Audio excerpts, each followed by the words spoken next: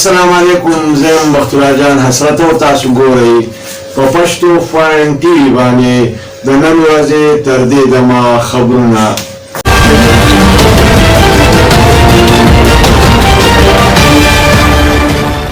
د ټولو اول سر خبرونه.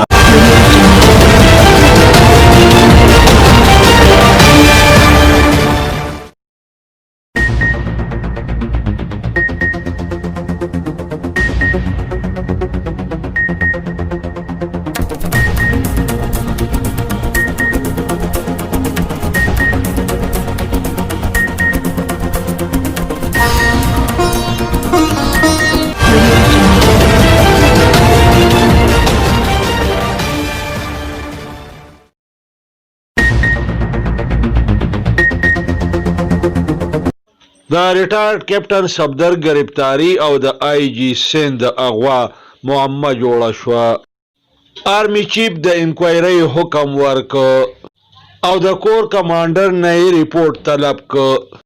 بلاول وای چې آی جی سند نیمه شپه چا اغوا ک. مریم نواز وی ولډن سند پولیس.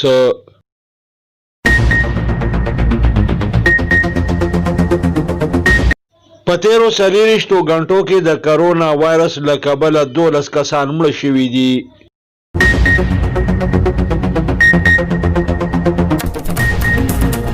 د خیبر پښتونخوا کابینې د سرکاري ډوډۍ قیمت 10 روپۍ مقرر کړ. د ګرانۍ خلاف د وفاقي کابینې په اجلاس کې وزیرانو په یو بل باندې بړاس وویسته.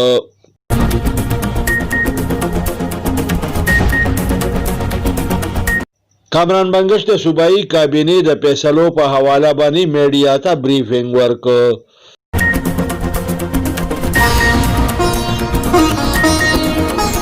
د جمعیت علماء اسلام مرکزی امیر مولانا فضل الرحمن ویلي دي چې مونږ د حکومت ختمولو د پاره د عوامو نه علاوه د بل چا مدد نه اخلو.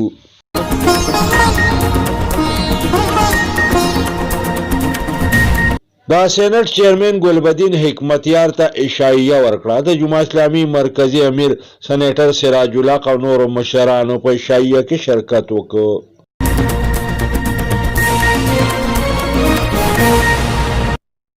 کتونکو تاسو په سکرین باندې په حیدرآباد نادرا دفتر کې د حساس پروګرام او انصاف پهل کارت د رجسټریشن مناظر وینئ.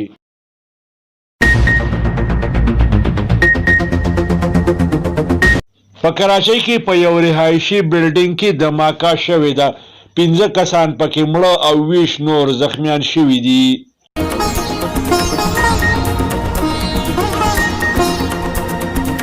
په افغانستان کې د پاکستان د قونسلخانې په مخ کې په جقه کې 15 کسان مړه شوي دي.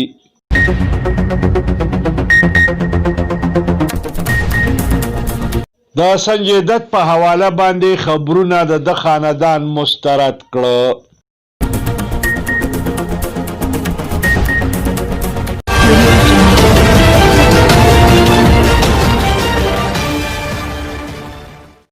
او اوس د دې خبرونو تفصیل.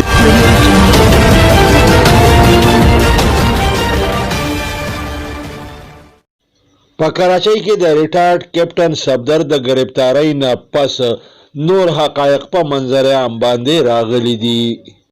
د اطلاعاتو مطابق د آی جی سند کور نیمه شپه محاصره کړی شو او د نامعلوم مقام ته اغوا کړی شو.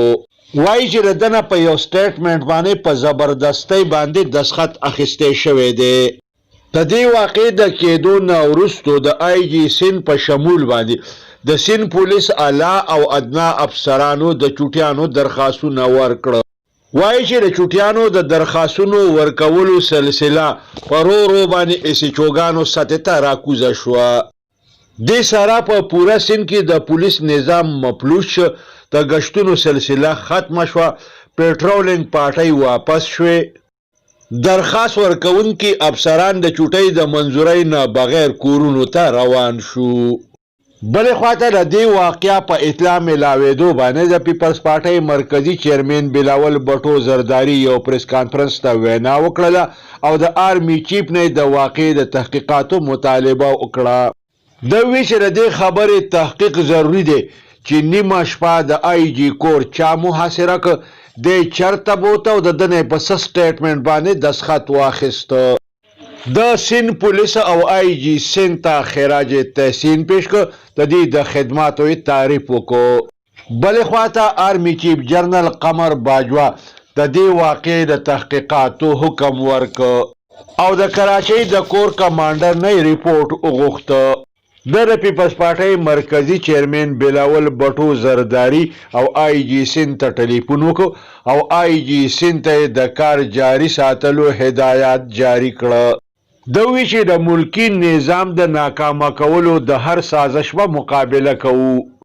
وروسته د پیپلز پارټۍ مرکزی چیرمن بلاول بټو زرداری د انکوایرۍ د حکم اقدام وستایه. د پیپلز پارټۍ مرکزی چیرمن بلاول بټو زرداری او د سند وزیر اعلی مراد علي شاه آی جی سند رضا که.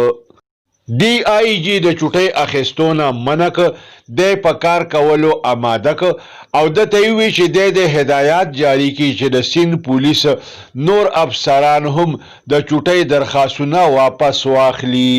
آی جی سند د بلاول بټو زرداری او د سند وزیر اعلی مراد علي شاه خبره ومنله، درخواست مؤخر کا او نور افسرانو ته هم هدایات جاری کړه. بلې خواته آرمی چیف جنرال قمر باجوا د کور کمانډرانو د کانفرنس صدارت وکړ. د په دې موقع باندې کانفرنس ته وینا هم وکړه. د مسلم لیگ نون مرکزی سینئر نائب صدر مریم نواز د سند پولیس ته په حق گویی او په رښتیا وینا باندې خراج تحسین پیش کړ او د سند پولیس ته ویلډن وی. دې زیاته کړې ده د سند پولیس چې د کم پټ راز نه پرده اوچته کړه د دې قدم چې څونه تعریف وشي بیا به هم کم وي. په تیرو 24 غنټو کې د کرونا وایرس له کبله 12 کسان مړه شو. د کرونا وایرس 251 نوي کیسونه ریکارډ شوي دي. د کرونا وایرس د فعال مریضانو شمیره 9461 ته ورسېده. د خیبر پختونخوا وزیر اعلی محمود خان د صوبایي کابینې د اجلاس صدارت وکړ. د اجلاس ته وینا هم وکړه. صوبایي کابینې د انصاف سسته بازار د قایمولو فیصله وکړه. کابینې په نرخونو باندې د نظر ساتلو خدمات ټایګر پورس ته د حواله کولو هم فیصله وکړه. د روټۍ سرکاري قیمت 10 روپۍ مقرر کړ. په پېښور کې د سلورو بازار ډویژن کې د 2 سسته بازارونو د قایمولو فیصله کړې ده. کابینې دا فیصله هم کړې ده چې په سسته بازارونو کې به د دکاندارانو نه له دکانونو کرایه نشي اخیستی. د اطلاعاتو دپاره د وزیر اعلی معاون خصوصي کامران بنگش د صوبایي کابینې د فیصلو په حواله باندې میډیا ته بریفینګ ورکړ. د جمعیت علماء اسلام مرکزی امیر مولانا فضل الرحمن یو خبري کانفرنس ته د وینا په وخت ویلي دي چې مونږ به حکومت د عوامو په طاقت باندې کور ته لیږو. په دې سلسله کې به د بل چا نه امداد نه اخلو. مونږ د حقیقي جمهوریت د بحالۍ دپاره راوتي یو او په جمهوري طریقه به حکومت کور ته لیږو. د سینټ چیرمن د ګلبدین حکمتیار په اعزاز کې عشاییه ورکړه. په عشاییه کې د جمعه اسلامي مرکزی امیر سینیټر سراج الحق او نورو سینیټرانو مشرانو شرکت وکړ. د حیدرآباد د نادرا په دفتر کې د حساس پروګرام او انصاف هیل کارت د رجسټریشن دپاره په زرګونو زنانه په قطارونو کې ولاړې دي. کتونکو تاسو د دغه رجسټریشن مناظر په سکرین باندې وینئ. په کراچۍ ګلشن اقبال کې په یو رهایشي بلډینګ کې دماکه شوې ده. د اطلاعاتو مطابق په دې دماکه کې 15 کسان مړه او 20 نور زخمیان شوي دي. وایي چې دا دماکه دونه زورداره وه چې دغه 4 منزله عمارت 2 منزله په مکمله توګه تباه شوي دي. په افغانستان کې د پاکستان د قونسل خانې مخې ته په جقه او بګ دړ کې 15 کسان مړه شوي دي. د پیپړو د کینسر په مرض کې اخته د بھارتی اداکار سنجي دت خاندان د په حواله باندې د خبرونو تردید کړی دی. د ده په حواله باندې دا خبرونه په منظر عام باندې راغلي چې د کینسر د وجې ډیر کم وخت پاتې دی او که دی ډیر ژوندی پاتې شي نو 6 میاشتې عمر یې کیدی شي. د ده خاندان د ده په حواله باندې دغه قسم ټول خبرونه مسترد کړ او وی چې دی د پیپړو په کینسر کې ضرور مبتلا دی خو ولې علاج جاری دی. د دې خبرې امکان دی چې دی به ډېر زر صحتیاب شي او د ده مینوال به دی په خپل منځ کې وویني. د راغلو اطلاعاتو مطابق په ګجرانوالا او لاهور کې د مریم نواز او ریټارډ کیپټن صفدر په شمول باندې د نورو مشرانو خلاف نورې مقدمې درج کړې شوې دي. وایي چې په دې درج شوو مقدماتو کې په دې باندې د خلکو د راپارولو او د ادارو خلاف د خبرو کولو الزامونه لګولې شوي دي.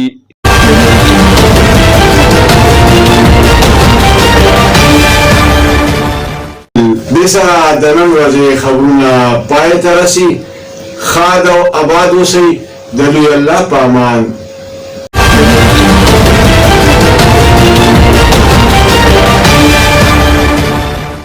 کتونکو پښتو پوینټ ټي وي سبسکرایب کړئ، د ټلۍ په بټن ګوته کړئ او دا رنګې دا خبرونه کتل د خپل ژوند معمول وګرځوئ.